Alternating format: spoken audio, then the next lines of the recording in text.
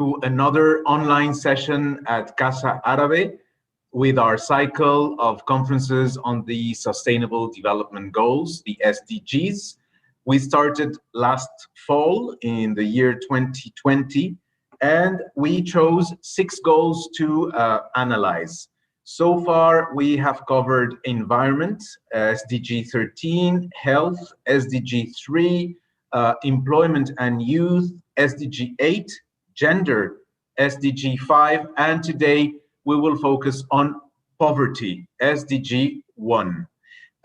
We are live on YouTube and also on Facebook, and we will be delighted to receive comments and questions for our speakers on the chat.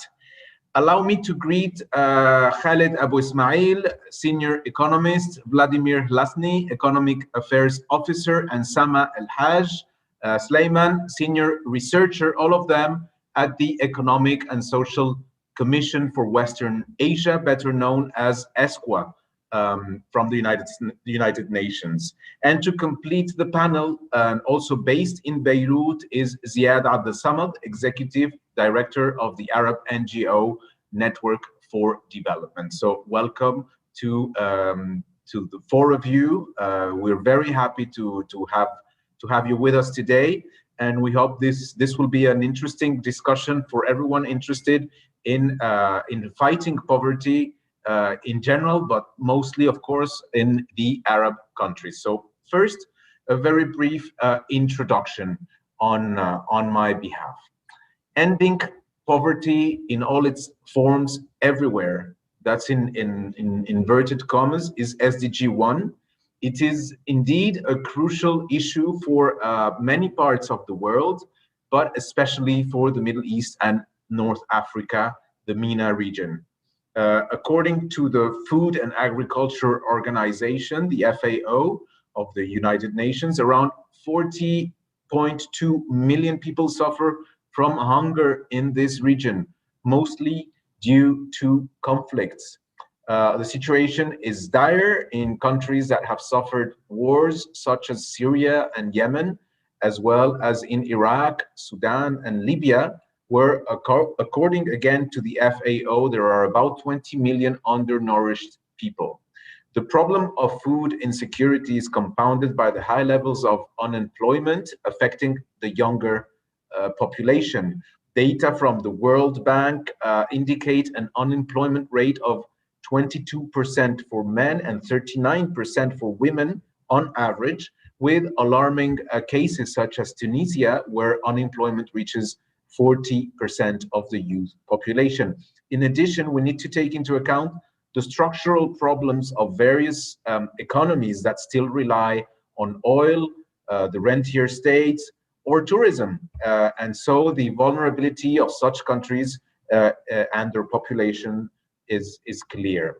And of course, COVID-19 hasn't made things easier, quite the contrary. Although the full impact is yet to be felt, to be assessed, and well, faced with this challenging context, what strategies are possible to mitigate poverty in the region? And with a global pandemic like the one we're living, what that limits collective action, what are the mechanisms that can be put into practice? These are some of the questions we will be asking ourselves and our panelists, of course. So to address these issues, Casa Árabe welcomes our specialists. Let me briefly present their biographies in alphabetical order. Ziad Abdel Samad is co-founder and executive director of the Arab Network of NGOs for Development, the ANND, based in Beirut since 1997. The ANND brings together 35 NGOs and 10 national networks from 12 Arab countries, active in the monitoring and protection of social and economic rights. He also serves as a leadership, human rights, citizenship, and conflict resolution instructor at the Lebanese American University. Welcome, Ziad. Khaled Abu Ismail is senior economist at UN ESQA, the Economic Research Forum ERF policy affiliate and former UNDP policy advisor, and also faculty member at the economics department of the Lebanese American University. He is or has been also lead author and co-author of over 20 UN flagship publications, including Arab Vision 2030 report by ESQA in 2015, the Arab Multidimensional Poverty report in 2017, and Rethinking Inequality in Arab Countries published in 2019, among others. He has a DPhil in Development Economics from the New School for Social Research in New York. Welcome, Khaled. Sama Al-Haj is a senior researcher at ESQA, where she built the JAW Index, which measures justice in the Arab world for 18 Arab countries. She is also responsible for calculating different levels of the multidimensional poverty index for Arab countries and developing the regional database for national strategic plans. And Vladimir Slasny is Economic Affairs Officer for ESQA, also in Beirut, in the Poverty and Inequality Research Team. Previously, he was Associate Professor of Economics at the Ihwa Women's University in Seoul, in Korea. His work focuses on labor market conditions and the distribution of economic performance in Asia and the Middle East. He has also a PhD in economics from Michigan State University. So that's the introduction on my behalf. So I will now give the floor to Khaled Abu Ismail, and then the ESQA team will take over. Please, Khaled. Thank you, much appreciated, Karim, and it's good to be back at Casa Arabi. I would like to first share my screen to make sure that you can see the PowerPoint.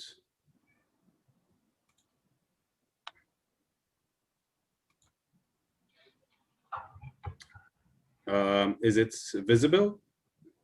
Okay, yes, so yes.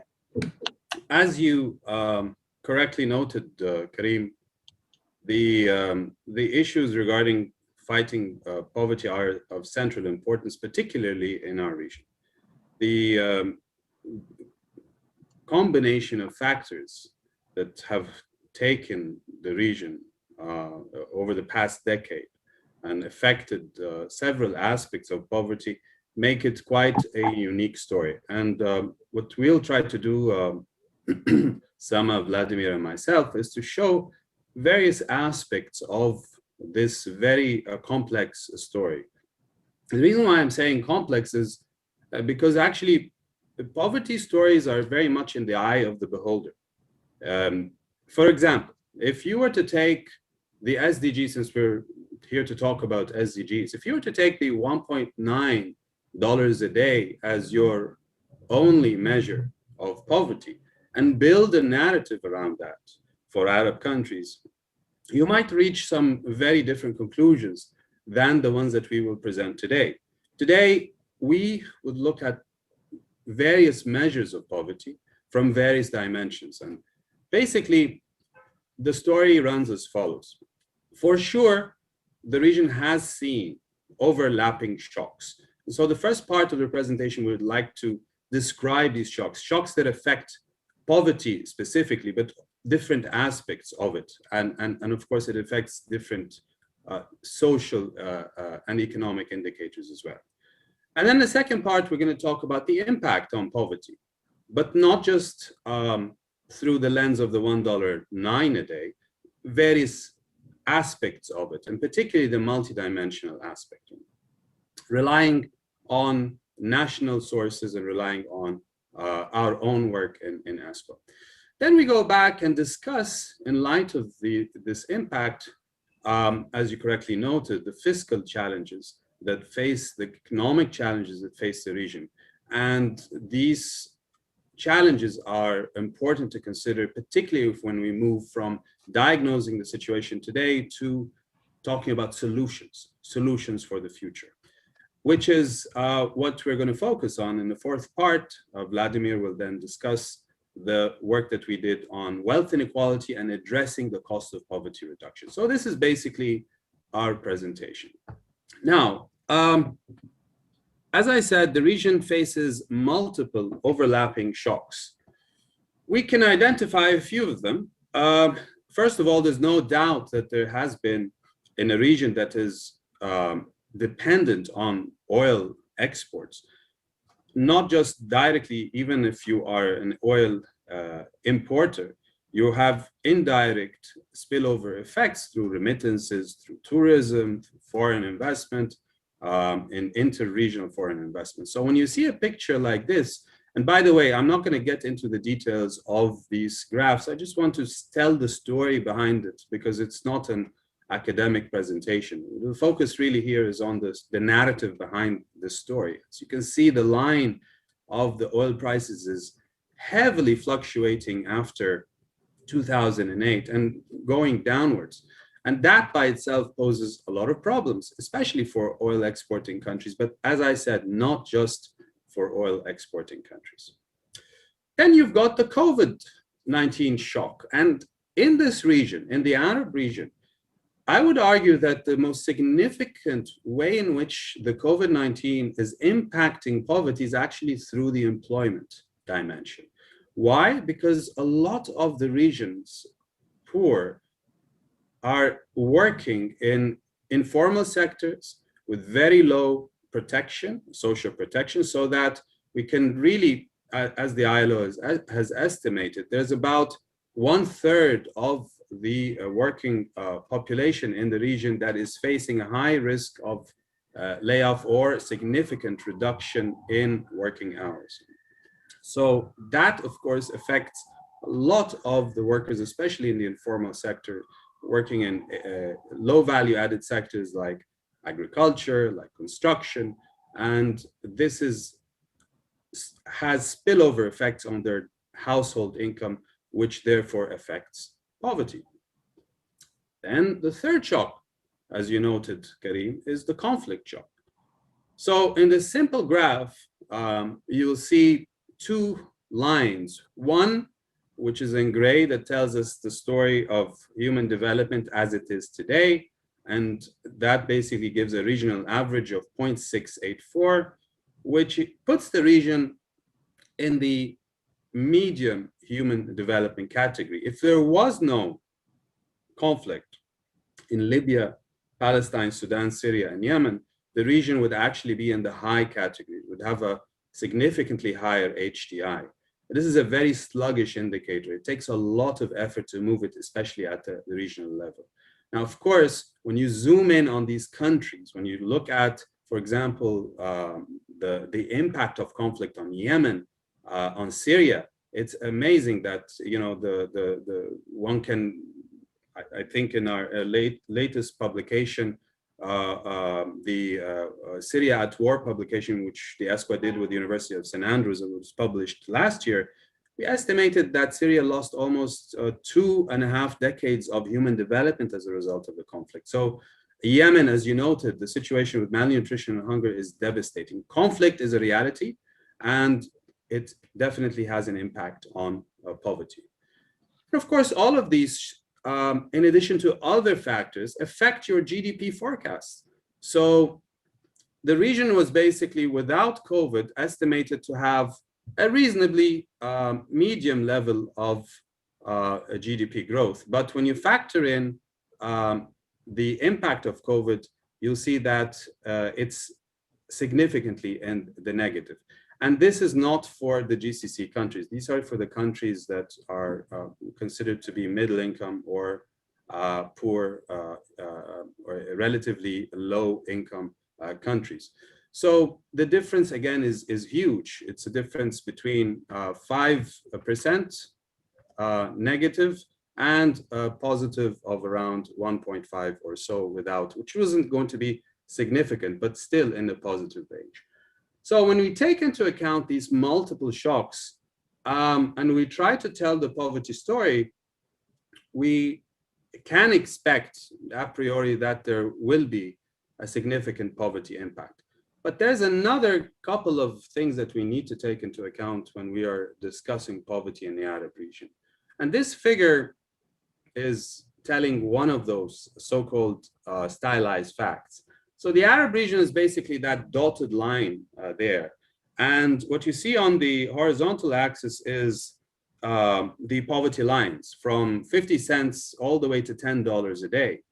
And what you see on the y-axis or the vertical axis is the poverty rate. So if we're talking about a $1.09 a day, the region doesn't really have much poverty, and it's significantly below the world average. But if you move towards $6 a day, which is closer to the poverty lines, the national poverty lines of many Arab countries, middle-income Arab countries in particular, it becomes just as poor as the average. And if you move beyond that, it's actually poorer. So what does it say?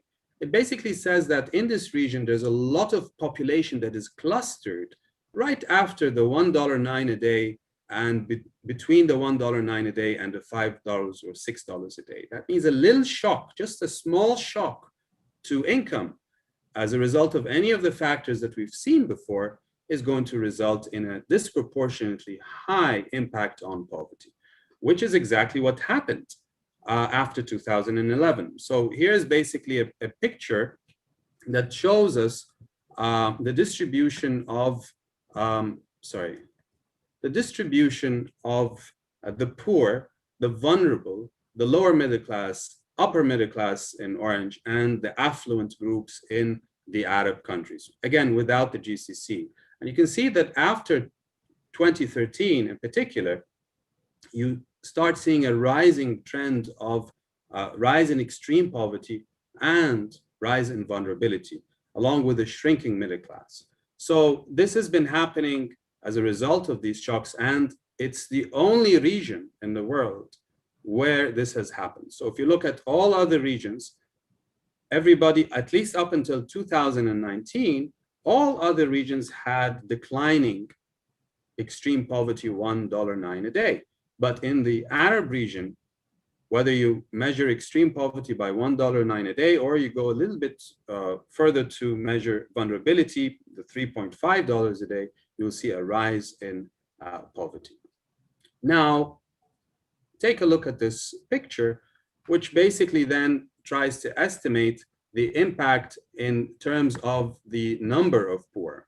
And what this does is basically look at the country's own definitions of poverty and try to extrapolate the impact of these growth rates that we've seen before on poverty, taking into account the COVID-19 impact beyond 2019. So by our estimates, that by 2021, the region poverty rate would be approximately 32% by national definitions. Instead, without COVID-19, it was supposed to be around 27. So the difference of around 4 or 5% boils down to around 16 million more additional poor. And if you measure it by $1.09 a day, it will boil down to around 9 million more extreme poor by 2021, compared to the no COVID scenario. So again, quite a significant impact as one would expect. But another important thing to highlight, and Sama will, I guess, discuss this further, is that not all countries were equally affected. Here in Lebanon, we have seen, for lack of a better term, and almost, I don't want to say obliteration, but it's a huge impact on the middle class. So prior to 2020, the situation was, as you see in the graph on the left side, the poverty rate, which was pretty stable since 2004, extreme poverty rates around 8%, and moderate poverty around 28%. In the span of 6 months, from December 2019 to May 2020, we estimated in a paper that was published last year that by May 2020, the poverty rate has reached 55%.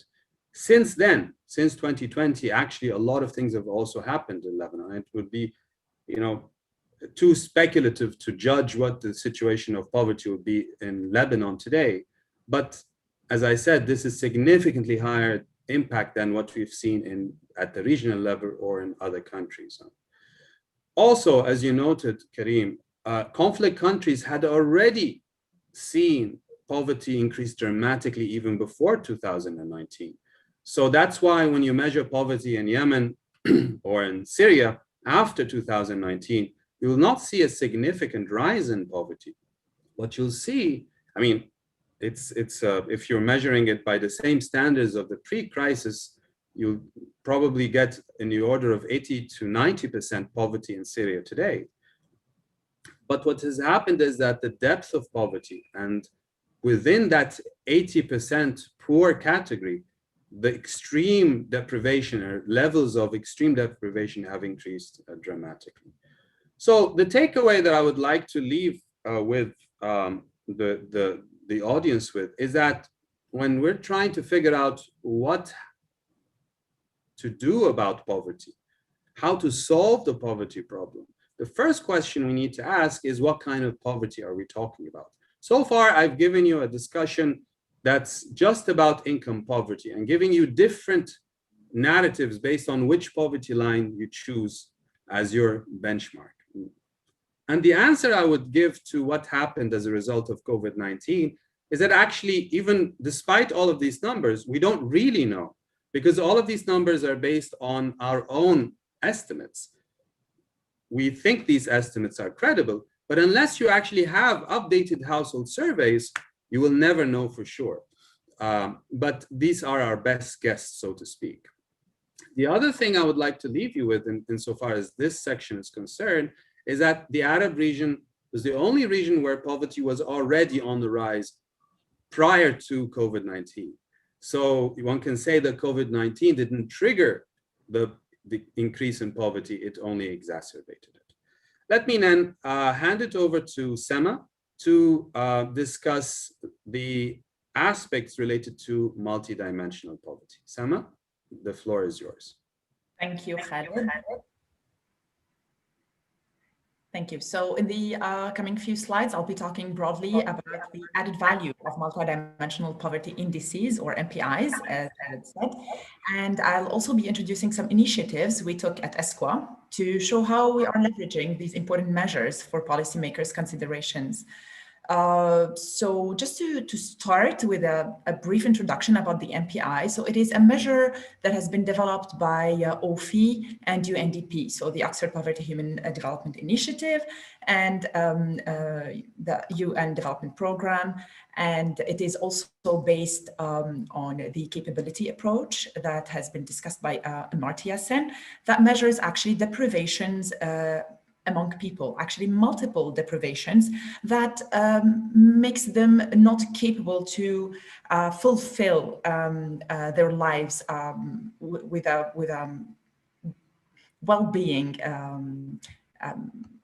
environment, let's say. So the MPI in general is a measure that holds great promises to ensure policymakers are informed about the poverty headcount ratio in a country, how intense the deprivations are on average, what are the main contributors to poverty in terms of dimensions, and also the MPI provide more detailed analysis of poverty, as in where the poverty pockets are located, what are the different manifestations of poverty across social groups, etc. So from here, and since we're starting from poverty figures that are representative at the national levels and subnational levels based on microdata that also Khaled mentioned, so when applying the MPI framework at the level of residents in need, an MPI can yield fewer inclusion and exclusion errors in terms of targeting, as well as more transparency in the eligibility criteria, which affects social cohesion positively. Also, an MPI, by its multidimensional structure, facilitates sectoral coordination for more integrated policies and more efficient resource allocation.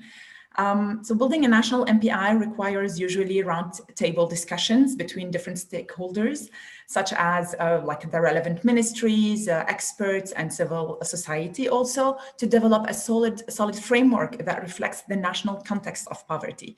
Thus, MPIs enhance civil participation in identifying and addressing the manifestations of poverty and alleviation strategies.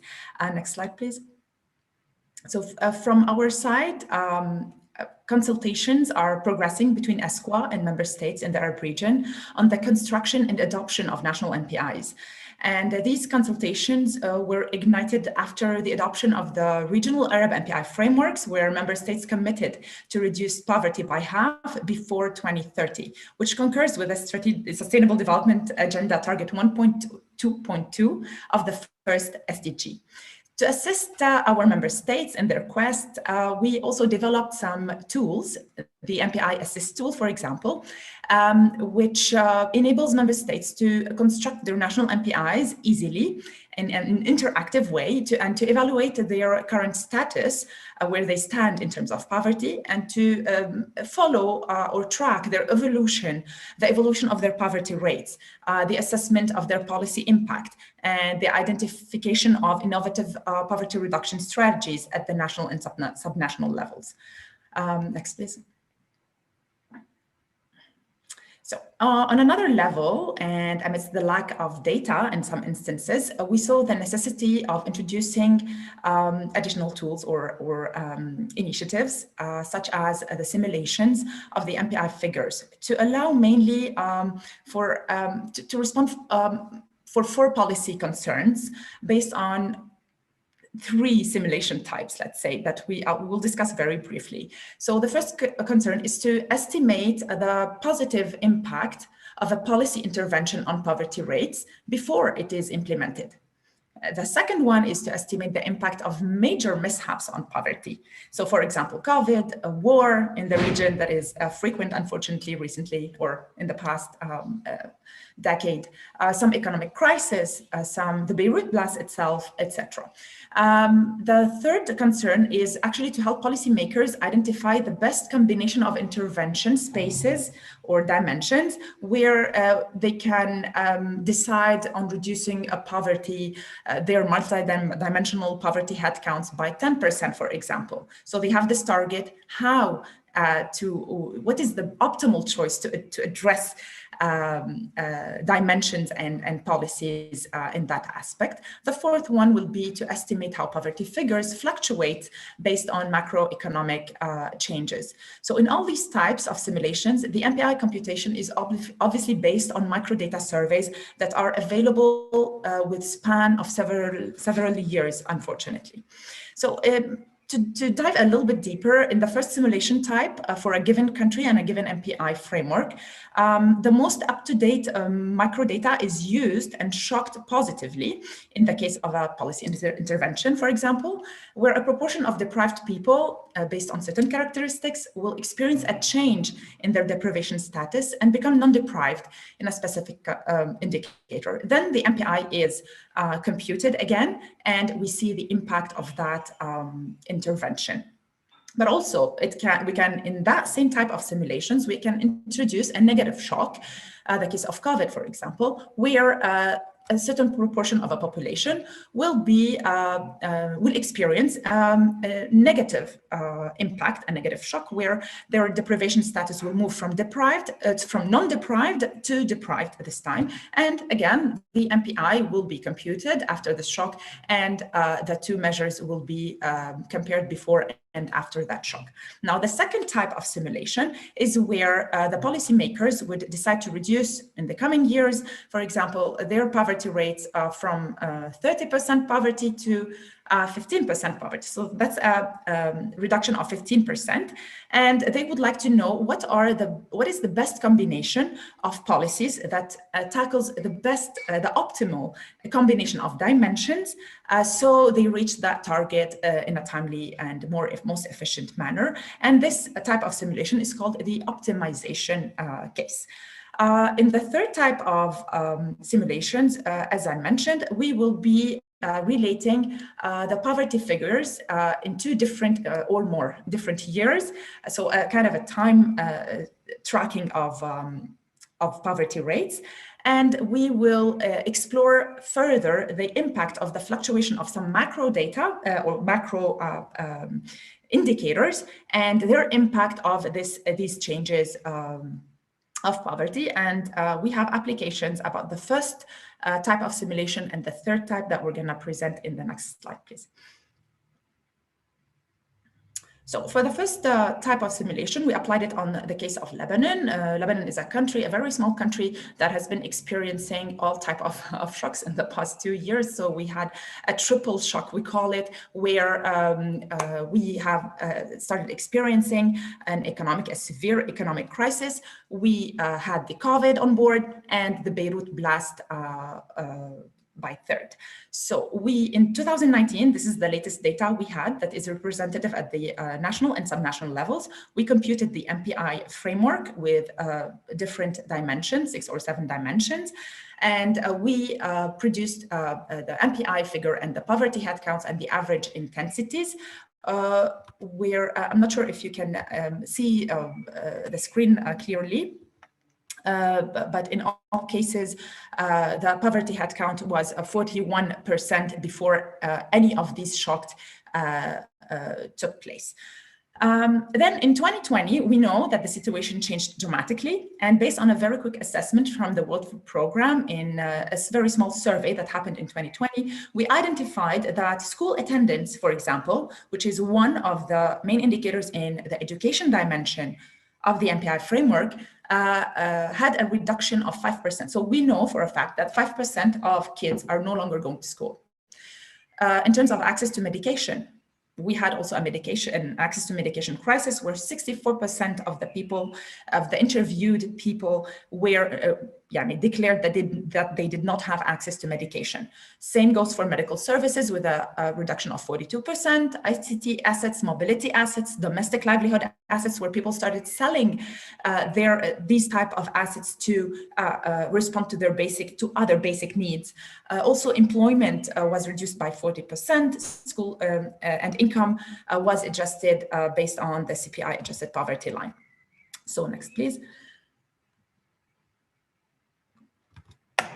So in the next slide, we see that we imposed these shocks on the given framework, and we recomputed the MPI, as I mentioned. So in 2019, the multidimensional poverty headcount was 41%, but in 2020, it jumped to 73%, with clear increases in the health dimension, the employment dimension, in terms of contributions. Next, please. As for the other type of simulations, we have 2 different stories about Iraq and Palestine, where we can see clearly that in Iraq, for example, the poverty rates declined with certain curves towards 2016 that really a decline in poverty, but then it picked up in 2020. Whereas in the next slide, we can see Palestine that had a clear increase in poverty rates with similar bumps. So I'll give it back to Khaled, and thank you. Thank you, Sama. So as you can see here, poverty has many faces. In this multidimensional poverty index, we're not just measuring income poverty, we're measuring deprivation from certain aspects of health, education, living conditions. It's a much better way of actually explaining poverty than income poverty. And of course, when you go down at the national level, these indicators are very important, especially when you're drawing a policy. So the takeaway on multidimensional poverty, again, as an income poverty, what happened after COVID is we don't know, but at least in those countries that we reviewed, we expect that multidimensional poverty was set back by COVID by around 7 years.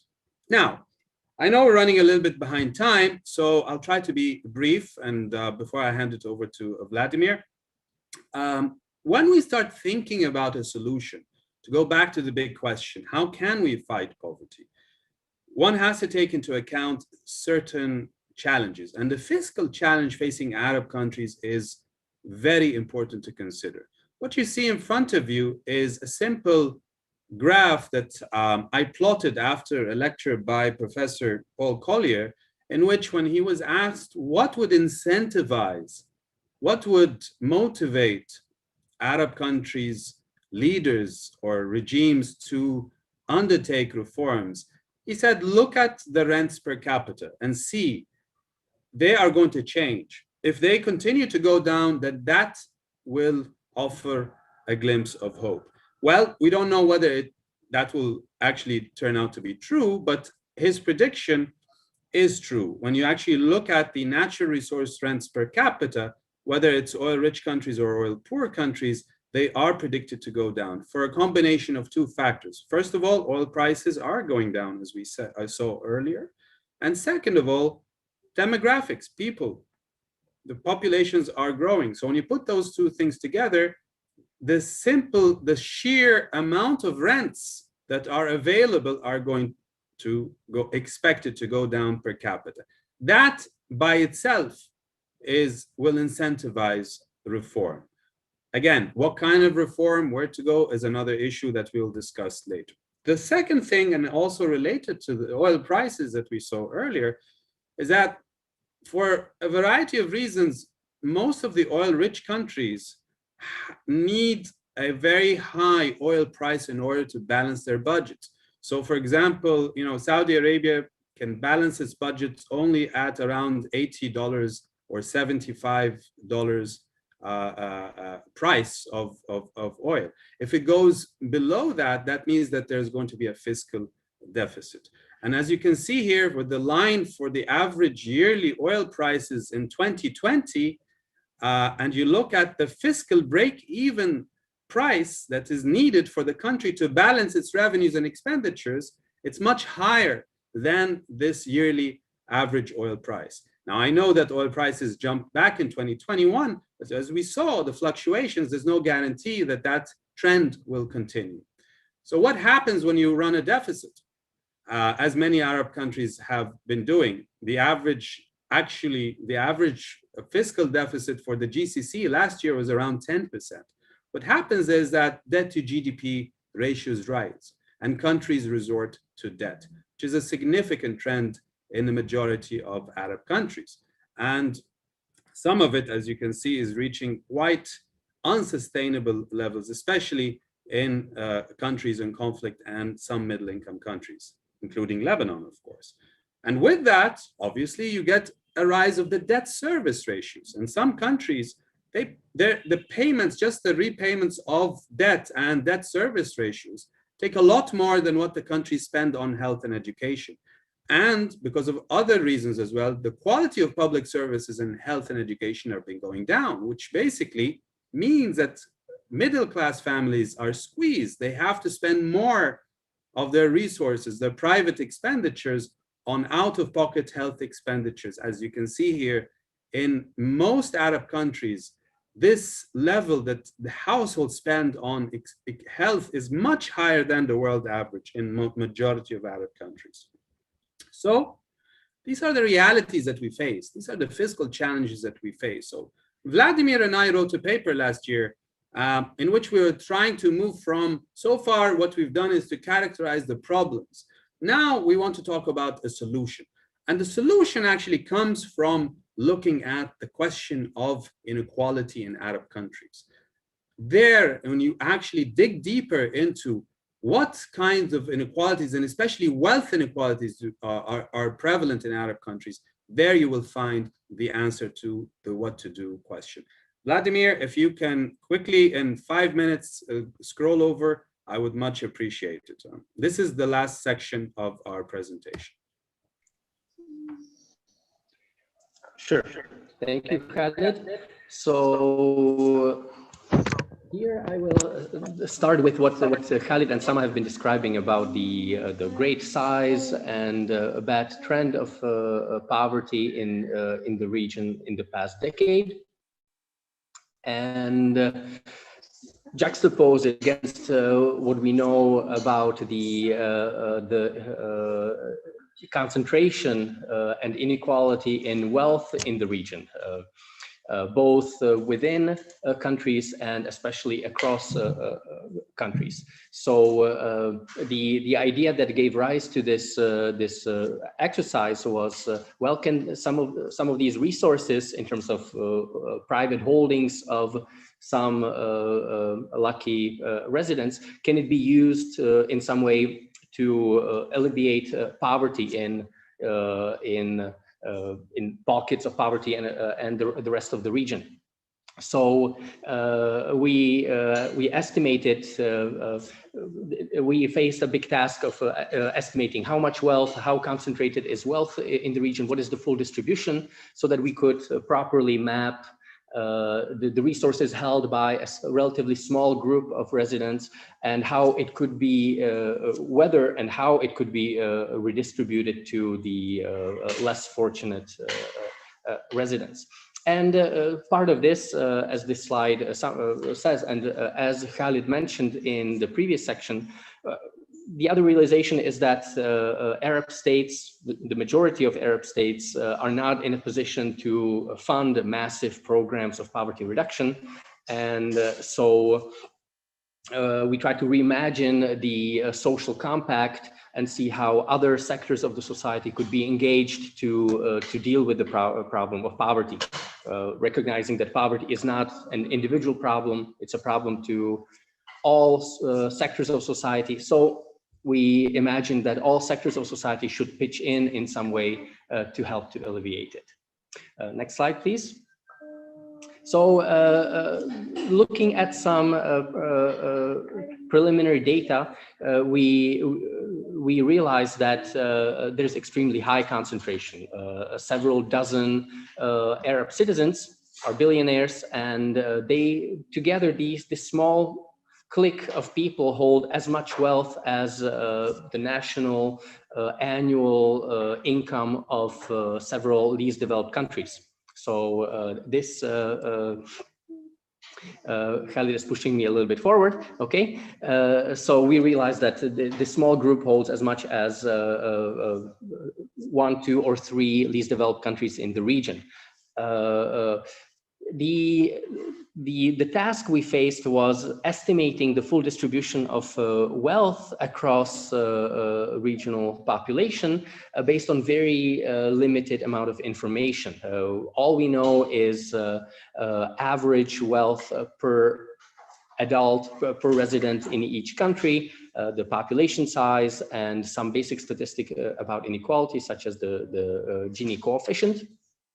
And based on that, we tried to estimate the full distribution of wealth in each country, and compare it against the what we know about income or consumption poverty in those countries. So this table summarizes the data that we work with from the Forbes billionaire lists and from Credit Suisse organization. And I think some stylized facts here that are interesting are that there are huge gaps in wealth across countries. So for example, in Kuwait, we see that in the middle of this table, we see the figure 7.4. So in Kuwait, only 7% of residents show up in the region's bottom half of wealth distribution, while 44, or half of Kuwaiti population, show up in the top decile, the richest 10% of the region's population. In Sudan, on the other hand, we can see that 97% of the population of Sudan show up in the poorest half of the region's overall population, and 0%. Nearly no one in Sudan shows up in the region's top 10%. Next slide, please. So as I said, the 37 or 40 billionaires in the region in 2019 held together something like 110 billion US dollars. And that compares to the wealth of the poorest, almost 50% of the region's population, or the GDP of Morocco, or the combined GDP of the region's two largest least developed countries, Yemen and Sudan. If we plot the distribution using a so-called Lorenz curve, this shows that we see this highly nonlinear, highly convex curve, which really says that the bottom half of the region's population hold less than 3% of the region's wealth, while the top 10% of the region's population hold, according to this figure, something like 75% of the region's wealth. So distinguishing the countries in the Gulf Cooperation Council, middle income countries, and the least developed countries, we don't see too much overlap across these three groups of countries. Among the top 10% of the region's population, we only see blue dots, which corresponds to residents from GCC countries. In the middle, we see a lot of green dots, the middle income country residents, while in the bottom half, it's nearly entirely red, meaning that the vast majority of these people are in the least developed countries. So the gaps in wealth between Arab countries are huge. And as I will say in the next few slides, Khalid, please, next slide. This would be one reason why we should focus on this analysis and policy solutions by country at the national level, rather at the region-wide level. First, the gaps between regions are vast, and at the moment we don't see a policy that could extend or that would provide for massive transfers from GCC to middle income or the least developed countries. So this table focuses at the national level, how much wealth concentration we have among the top 10% of national residents compared to what's the poverty gap, or in monetary terms, how much would it cost to close the poverty gap and bring the poor to the national poverty line. And in this table, we see some results and answers to that. So the most important figures here, again, this table doesn't include the Gulf Cooperation Council countries, because we feel that in those countries, the state can fund many of the poverty alleviation programs, while our solution addresses more the problems in the middle income and the least developed countries, where the state cannot function as well, cannot provide these functions. So in the middle income countries, the middle row in this table, we can see that in 2019, the top 10% of the richest individuals held $1.4 trillion. That compares to the cost of poverty gap estimated in 2019 of $12 billion. So the good news here is that the cost of bringing all the poor to at least the national poverty lines is a small share of the wealth that is held by a small number of countries' residents. If we imagined a tax or a solidarity transfer, some voluntary transfer from the richest to the poor, this would amount to approximately 1% of this net wealth of the richest 10% of countries' individuals, in order to completely alleviate poverty. In the least developed countries, the situation is more dire. So in 2019, we estimated that the wealth held by the richest 10% of countries' residents was $72 billion. And that compares to the cost of poverty gap in 2019 of nearly 26 billion. So it would be much harder to call for a solidarity or any transfer from the richest 10% to the poor would probably not be successful at completely closing the poverty gap, even though it would probably contribute to it. So solutions other than simple transfers from domestic rich to the poor are needed in those countries. Thank you, Vladimir. Basically, I know we're about maybe 10 minutes off our mark, but the two slides that I would like to conclude with are the following. First of all, there is a lot more than what is required actually in the region when you look at its income and wealth to get millions out of income poverty. And it doesn't matter how you measure it. In fact, if you measure it with the $1.09 a day, then it will require only a minuscule amount, far less than even 1%, to get people out of poverty. All the figures that we've shown you here are actually based on national poverty lines. So they're assuming that the poverty rate in the region is not 5%, it's much bigger. But even then, and even after COVID, it only requires 1% of the wealth of the top 10% of the wealthiest individual annually.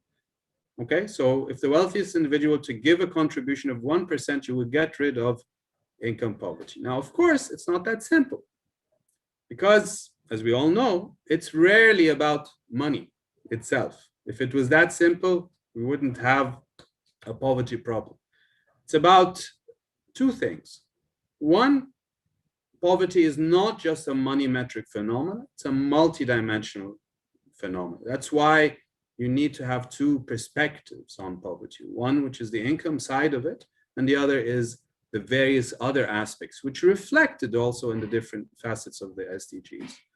And finally, it's essentially about your governance and your capacities to implement these programs. So even if I were to have as a government this contribution from the wealthiest 10%, and I don't have the strong institutions or the effective institutions or the accountability structures or the rule of law that is required for me to actually implement the programs that will be required for poverty reduction, it will not work. And of course, the governance deficits that we have in the region are notorious, and maybe that's the subject for Karim for another talk and another day. Let me stop here and apologize if we took about 13 minutes more than what we were expected, but as you can see, we've covered a lot of ground. I'll pass it back to you, Karim. Thank you. Thank you very much to the three of you, Khaled, Sama, and Vladimir. It is indeed a very wide scope, and you have gone through a lot of statistics, of numbers, of ways to evaluate the poverty, and obviously you have reflected not only on the, as we started by saying, on structural problems of the region, but also on the very recent crisis, COVID, of course, being the main one, but also when you mentioned the case of Lebanon, of course, the last year with the huge blast that was in the end provoked a deeper crisis. So I mean, you did mention something, Khaled. You said we don't really know for sure unless you do a house by house survey of what are all these statistics and indexes telling us about. I guess the income of the households, and in that sense, I'd really like Ziad Abdel Samad to give us his reaction to, let's say, your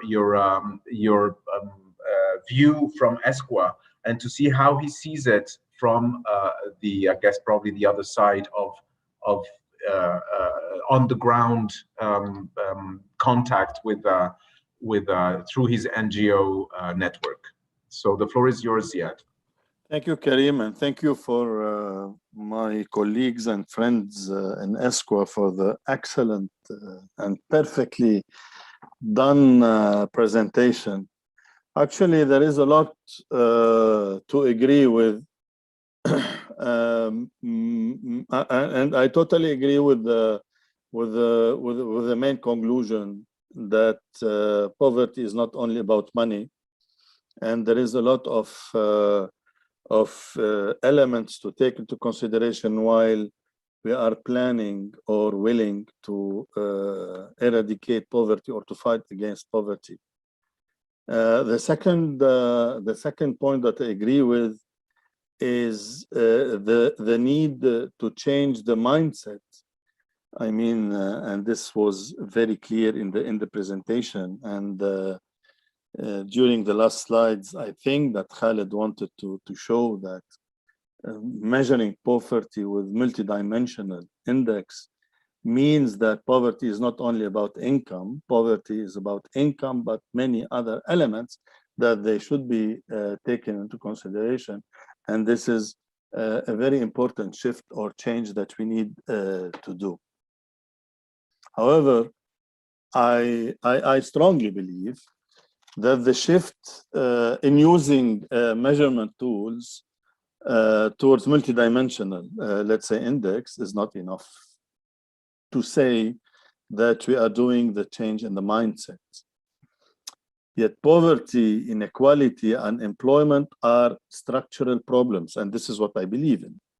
So, and these structural problems, they have two dimensions. One of them, I mean, which is definitely a governance that it was mentioned by Khaled in the end, governance and political structure, which allows more, let's say, accountability, participation, transparency, democracy, etc. But also the second dimension is very related to the economic and social choices and policies that we commit ourselves to take. So we need also to review, to revise, to redefine or to assess the choices, the economic choices and approaches that we used to implement for decades in the region, and the result was disastrous. And that's why, because of this structural problems and systemic embedded in the systems problems, that's why the region is very vulnerable to facing the shocks. And that's why when they are talking about the shocks, that's why our region is very vulnerable, because we have some structural problems talking about the growth issues, oil prices, COVID, conflict, etc.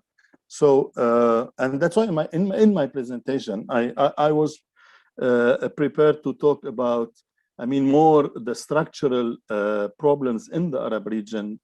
And then I will try to conclude. It's very difficult to come out with concrete conclusions or recommendations, but at least some directions how things should go. And unfortunately, they go far beyond the capacity or the ability or the mission or the delegation of the United Nations. Because anyway, first, what I want to highlight, starting with the poverty, the goal SDG number 1, I want to talk about the Agenda 2030 and how we see it from our perspective as a network. Or I think that many of the concerned people have the same reading. We tend to start from the political declaration, and mainly from the preamble of the declaration, which was, by the way, adopted by the General Assembly in 2005. So all the countries, the 192 countries, are, let's say, committed to implement the Agenda 2030 according to the political declaration and the preamble, where it stresses the interrelation between the different dimensions. Human rights, justice, peace, security, sustainability, democracy as prerequisites for the achievement of the Agenda 2030. In that sense, this agenda is transformative. it's transformative because on one hand, it's calling for course transformation, but also it's highly promoting this interlink, saying that it's impossible to achieve one goal or to achieve the agenda without having all these as prerequisites, talking about the political dimension, the economic dimension, the social, the environmental, and the cultural dimension. And mainly, development highly depends from the political dimension. Sama mentioned Amartya Sen, and I think that Amartya Sen believed that freedom, for example, and democracy is prerequisite. We cannot talk democracy equal freedom in the large sense of the word. Freedom from freedom to self-determination, freedom of choice, freedom of expression, of participation, of thought. Above all, freedom from fear, and freedom from want. And this, in this regard, I figure the whole, let's say, Agenda 2030 as if we have kind of a founding elements, foundation, where you have human rights, transformation, justice, equality or fairness, sustainability as, let's say, founding elements. And then we will have the 5 dimensions: political, economic, social, environmental, and cultural. And then in the declaration, they mentioned the 5 Ps to strengthen this approach, talking about the people, the prosperity, the planet, peace, partnership, etc. And at the end, they end with goals, targets, and indicators to say that, the agenda should be perceived and seen with its comprehensive approach. Otherwise, we will never be able to achieve the agenda. Saying that, and I was saying that, by the way, to highlight certain challenges in the Arab region. First off, let me start by saying that the Arab region is passing through a transition. Now I believe that we are in a transition after the series of popular uprisings generated by the lack of freedom, lack of transparency, lack of dignity, mainly. And then the region is, to add, is on the top comparing with other regions of the world when we are talking about inequality. And it was shown by the last slides talking about the inequality among the countries in all its aspects, and inequality within the countries.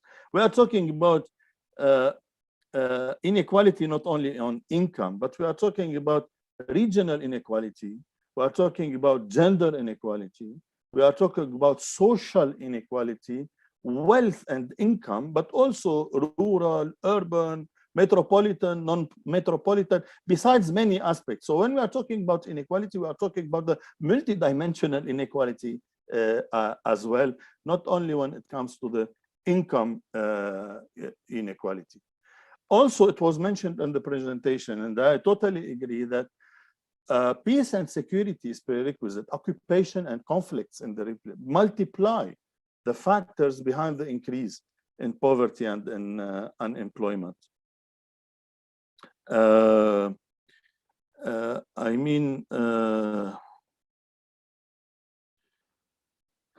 So the situation, it's not the same in different countries or in the region. I mean, we have countries where this transition is going is a going process with a lot of complications, difficulties, challenges, but it's still the process is ongoing, like in Tunis, for example. But in other countries, I mean, the counter-revolution backed by, let's say, regressive, anti-democratic, totalitarian groups, backed even by, sometimes by the army, they are trying to eliminate or to abolish the achievements of the uprisings. And in many other countries, like Syria, like Yemen, like Libya, the regimes or the people in power resisted and rejected any reform initiatives, so the situation dramatically moved towards internal conflicts or civil wars. But these internal conflicts and civil wars have a large spillover outreaching the region and even outreaching beyond the borders of the regions, the neighboring countries, not only talking about the refugee crisis and the migration, but also we are talking about the different aspects of the war economy that we are witnessing. Informal financial flows, illegal trafficking and smuggling, climate issues, besides many other, let's say, economic, social, environmental, cultural, let's say, negative impact that is affecting the whole region. Now, definitely when the pandemic unveiled, let's say, the poor service system and the inability of the state to manage such kind of crisis. I mean, it shed the lights on the fragility of the strategic sectors, such as health, education, social security systems. So it's not only, I mean, hitting the health of the people, but also health, education, social security. It was mentioned, by the way, by the presentation.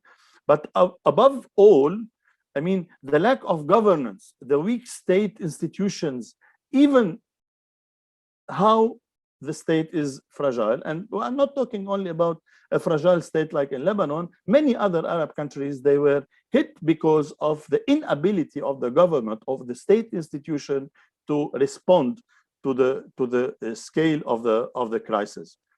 On the other hand, the pandemic temporarily suppressed the protest movements, but I'm sure anger, anxiety multiplied by the impact of the pandemic are tangibly present. Thus, protests will definitely erupt again, and sooner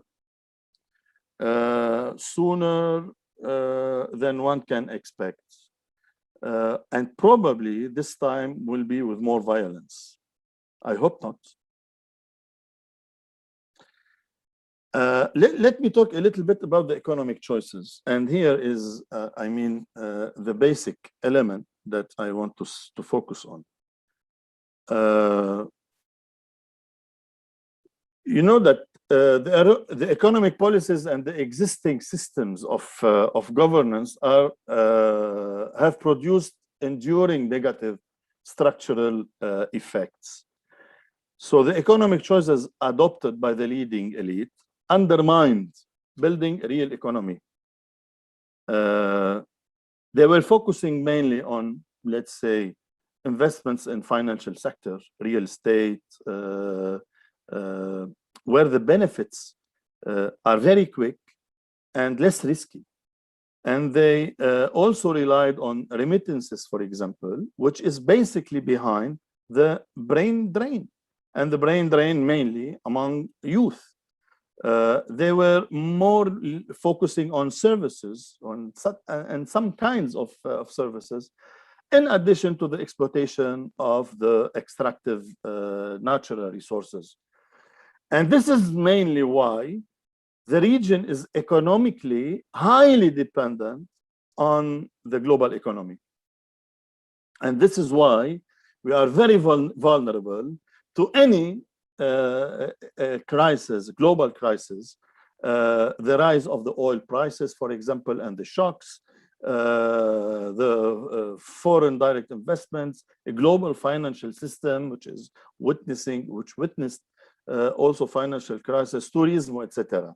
So, and that's why we are very vulnerable depending from the global economy makes us more and more vulnerable to any shock that we have.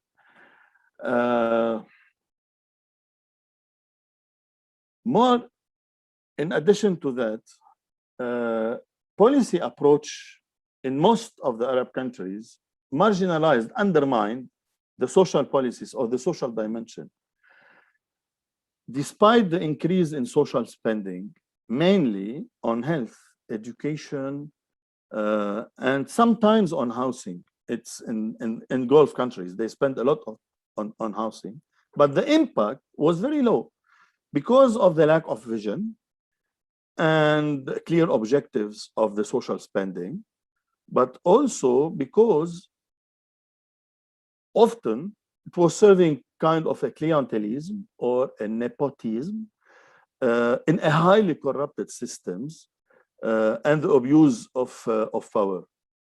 And let's say, with all the crises that you are witnessing now, social, education, health, financial, economic, etc., the intention, the plans are to implement certain safety nets program with cash transfer here, cash transfer there, with limited interventions to alleviate, to help people not to die,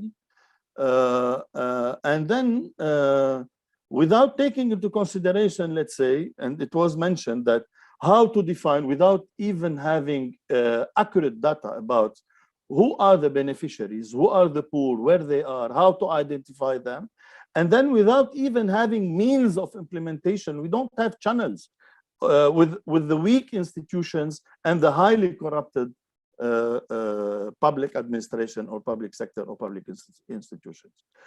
So, however, in the narrative, in the discourse, the will to move towards productive economies was often mentioned by all the leading elites in all the countries, but it was never suggested seriously on their agenda. This is due, and this is a reason. It's not because they don't know, because one of the main reasons is the conflict of interest, in addition to the lack of a vision and governance. And all these elements, they prevented this change. And when we are talking about the change in the mindset, here is the main transformation that we need to do.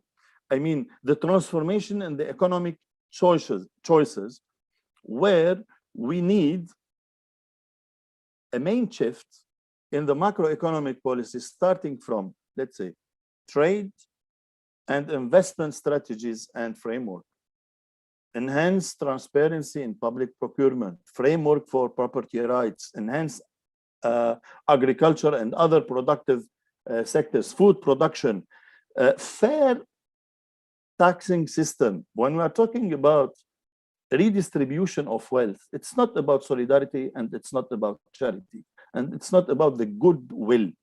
It's about a fair redistributive system, including the tax system, social protection system, etc. But the most important is the rule of law, accountability, and I will add something very important, which is the regional integration and basically how we can design an effective productive value chain, a regional effective productive value chain.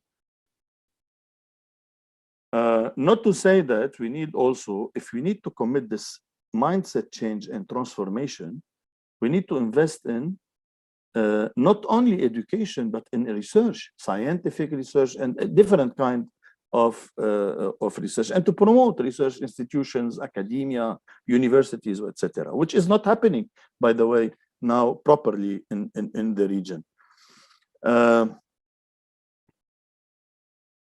Most importantly, and here is also a key element of this transformative agenda, is to rethink the role of the state and the public institutions, where the institutional dimension is prerequisite. And transparency, access to information, access to justice. I mean, everything related to the goal number 16, let's say, is very important. And here, allow me to talk a little bit about the role of the private sector, because when we are talking about the role of the state, we always fear that we undermine the role of the private sector. Is an important actor in development, and it's an important actor in achieving the Agenda 2030. And that's why globally and in the agenda, they are explicitly talking about the multi-stakeholder partnership. which includes private sector, and it includes all this public-private partnership theories, etc. However, and despite the importance of the role of the private sector in investment and job creation, private sector accountability is important as well. Because there is a need to elaborate tools to measure the impact of the private sector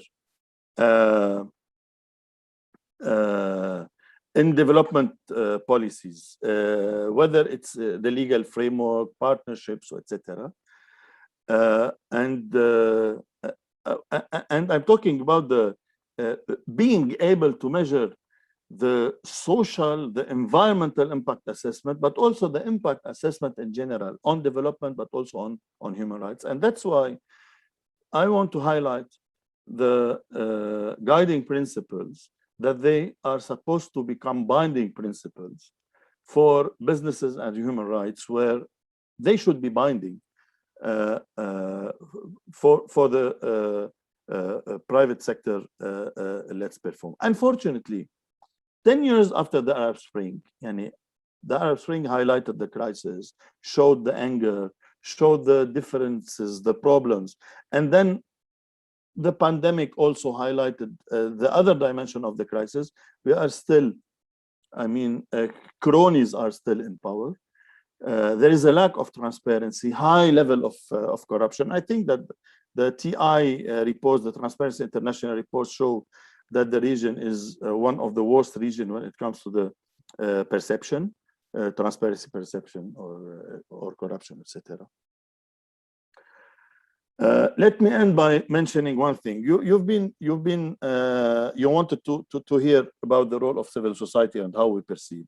I want to say that when you are talking about, and even the Agenda 2030, when it's talking about the multi-stakeholder partnership, it meant also, it included civil society as a key partner, as an actor in development or in achieving the Agenda 2030. It's not only a service provider, it's not only an actor in capacity development or in community development, but also it's a partner in policy making, in public policy making, as well as in monitoring the implementation of.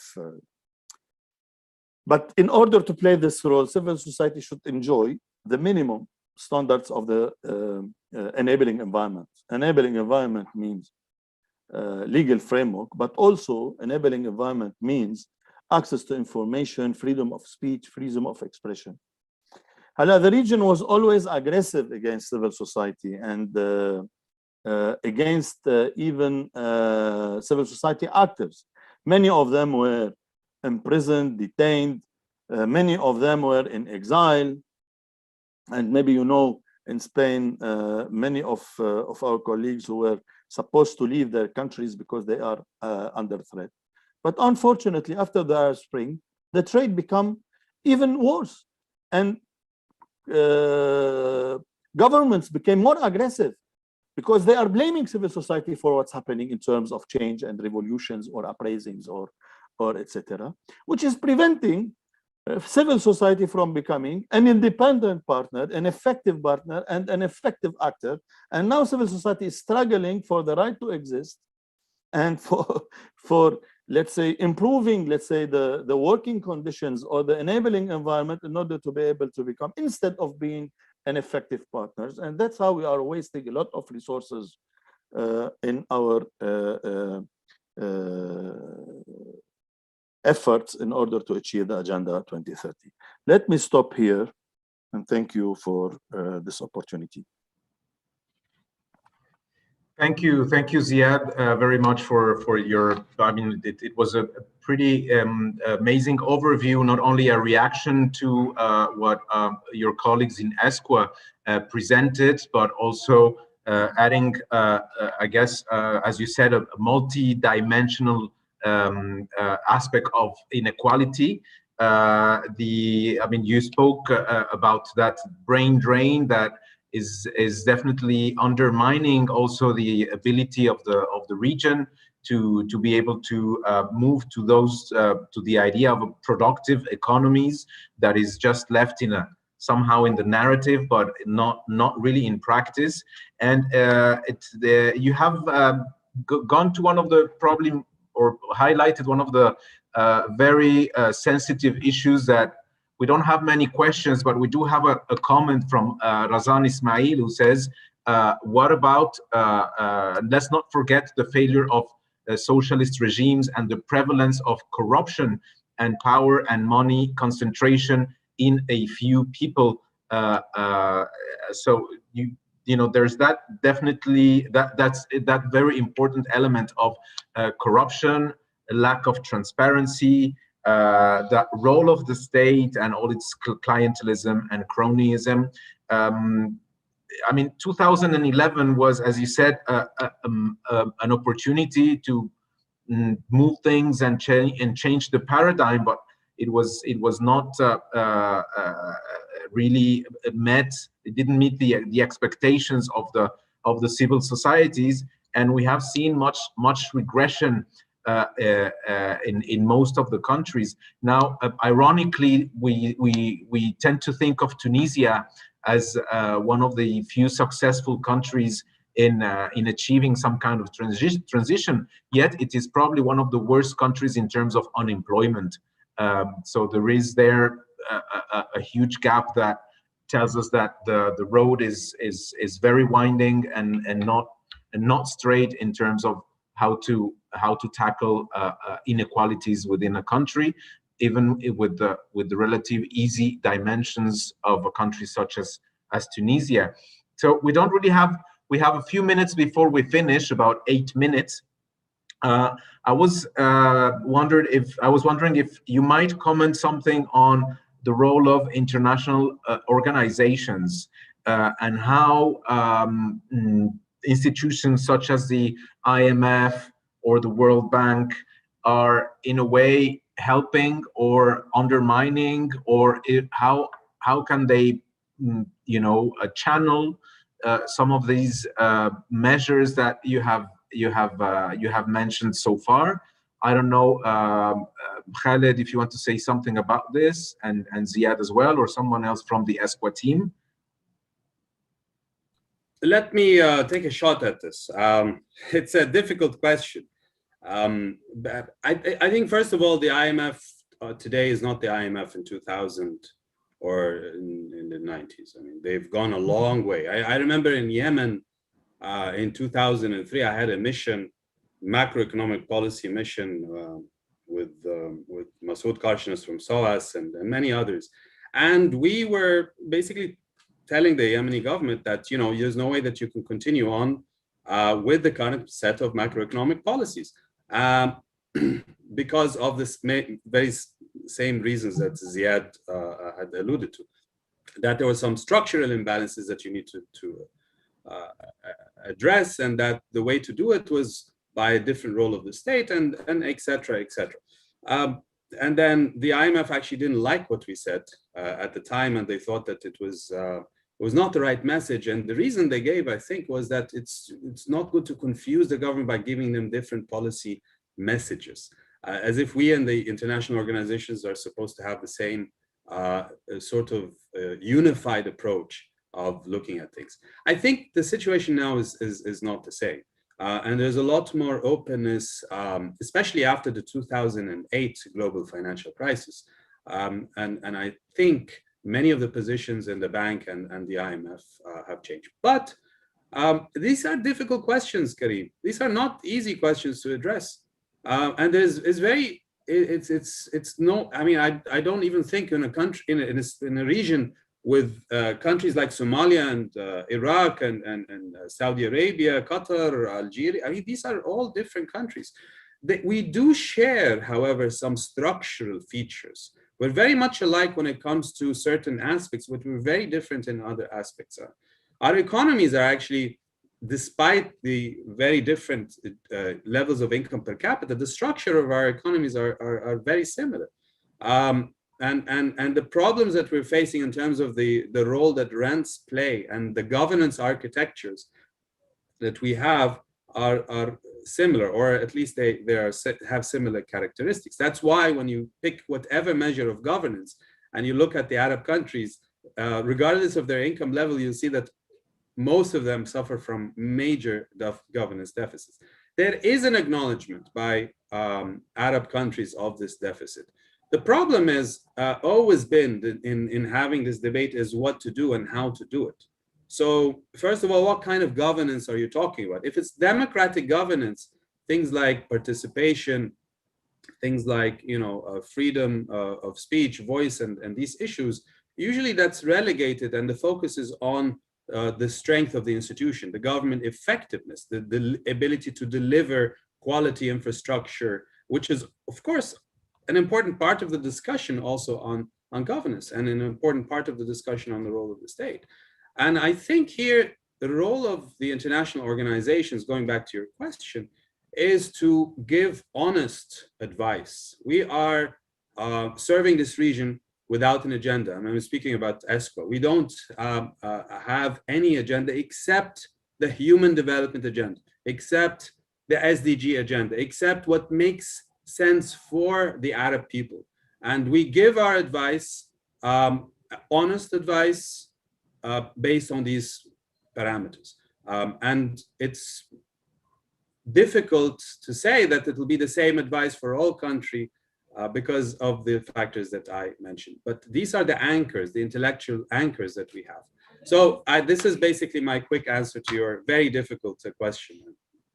Okay, we do have one. Thank you very much, Khaled. And we do have one last question from Isaías Barreñada. And Ziad, you may use it to also answer the previous one. So Professor Barreñada from the Complutense University thanks you for the presentation. And he asks if to address the important challenges of poverty and inequality, which in some are a problem of social justice, are there sectoral or fiscal policies enough, or are actually new social pacts necessary, which would be basically new political agreements?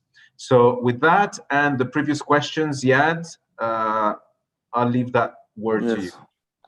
First off, I agree. World Bank, IMF, financial institutions, they are changing. They are, let's say, actually, maybe there is a real change in the narrative, but I'm not sure if there are changes in the theories, in the ideology.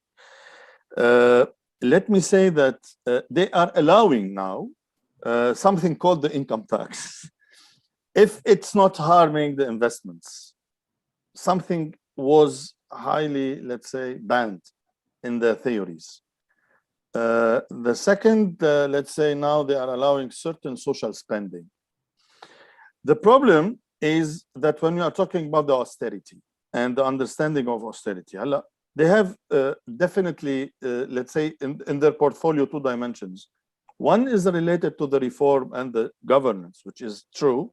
Without transparency, without accountability, without democratic governance, it's very difficult to implement any kind of program, or especially when you are in crisis. But on the other side, when you have this kind of austerity agenda, which is on the account of, let's say, the social spending, then to replace it with certain safety nets programs, which is outreaching the poorest people. And then you come back to the problem of how to identify the poor, how to find them, etc. So the austerity, I think that this is the main problem when to discuss. Austerity is not the solution. The solution is to find kind of structural solutions and let's say remedies to the problems. In two words, in response to the professor, I think that we definitely need a new social contract based on citizenship, human rights based. I mean, we need to understand that we are dealing with citizens where they have rights and obligations. And you are talking about their rights to health, their rights to education, their rights to housing, which means that the whole mindset, the whole context, the whole approach should change. We are not serving people. We are not trying to save people from poverty. We are trying to provide people with their rights, and it's an obligation. So a new social contracts based on this. And civic engagement is prerequisite in this regard. I mean, who defines the priorities? Who set the policies? Who decide how and where and how? And who is holding decision makers accountable, and so on and so forth. So definitely, I believe that we need a new social contract, which is taking into consideration political reforms with a new, definitely new social and economic approach based on human rights. Thank you very much. That's definitely, you know, that change of mindset that you were also mentioning that will could enable the transformation of economic choices. And that ties in precisely, as you mentioned as well, Ziad, with the goal number 16 that we will analyze in the fall, next fall 2021, which is peace, justice, and strong institutions, that we believe is also extremely important in really trying to, I guess, highlight or pinpoint those structural changes and its many spoilers, as we have also heard before. There's so many so much conflict of interest in implementing change and this new social contract that goes against those deep states and those energies that, you know, prevent change. I think we have covered a lot, and we are extremely grateful for your efforts in presenting this issue, which is complex, which is multidimensional, which is also very often not very well understood and reduced to, as you mentioned, just an income dimension. So thank you very much for contributing to expanding our knowledge and learning more about the MENA region, and also the Sustainable Development Goals, and this goal number 1. Khalid Abu Ismail, Sama Al-Haj Sleiman, Vladimir Hlasny from ESQA, and Ziad Abdel Samad. Thank you very much to the 4 of you for joining this discussion today at Casa Arabe, and we hope to hear from you soon, and maybe you can join us for the one of the next panels that we will have here after the summer. Thank you very much, Karim. It's a pleasure being with you. All the best. We will also just add a. We will leave on the chat a link to a video by CARE International, so our audience can watch it at their own pace. It's around a 10-minute video that the ESQA team has recommended, so you can appreciate the dimension of the poverty crisis that Lebanon is currently undergoing. So thank you for that suggestion. You will see it now on the chat as a comment, and so please watch with care, and we hope the best for Lebanon and the region. Until next time. Thank you. Thanks again.